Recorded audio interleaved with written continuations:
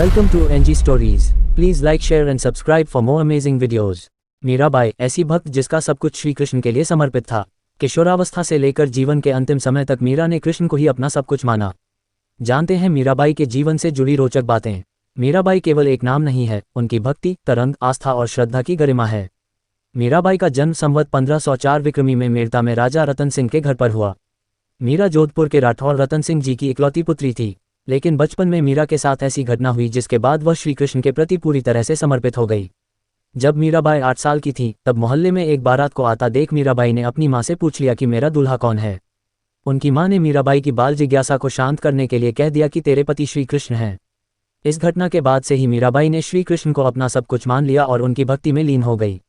वह श्री कृष्ण की मूर्ति को नहलाती, नए वस्त्र पहनाती, भोजन का भोग लगाती, गीत गाती और नाचा करती थी। किशोरावस्था में मीरा श्री कृष्ण को अपना पति मान बैठी थी। मीराबाई का विवाह महाराणा सांगा के पुत्र भोजराज से हुआ, जो आगे चलकर महाराणा कुंभा कहलाए। शादी के पहले दिन ही मीरा ने अपने पति से कह दिया कि उनके पति केवल श्री कृष्ण हैं। लेकिन महाराणा कुंभा को मीरा की ये बात केवल परिहास लगी। हालांकि धीरे धीरे श्री कृष्ण के प्रति मीरा की भक्ति देख उन्हें भी विश्वास हो गया कि मीरा श्री कृष्ण की दीवानी है। मीरा शादी के बाद भी श्री कृष्ण की भक्ति में लीन रहने लगी थी। वह मंदिर जाकर कृष्ण की मूर्ति के समक्ष नाचती गाती और भजन करती थी। मीरा के इन कार्यों से उसके ससुराल वाले गुस्सा होने लगे थे।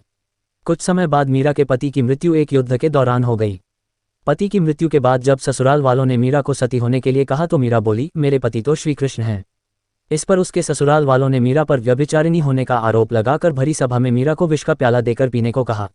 मीरा भी श्री कृष्ण का नाम लेते हुए विष को पी गई।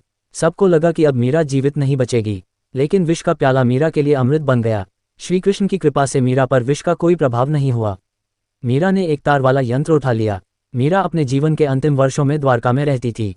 ऐसी थी मीराबाई की कृष्ण भक्ति। ऐसी ही इतिहास की जानकारी पाने के लिए हमारा चैनल सब्सक्राइब करें। धन्यवाद।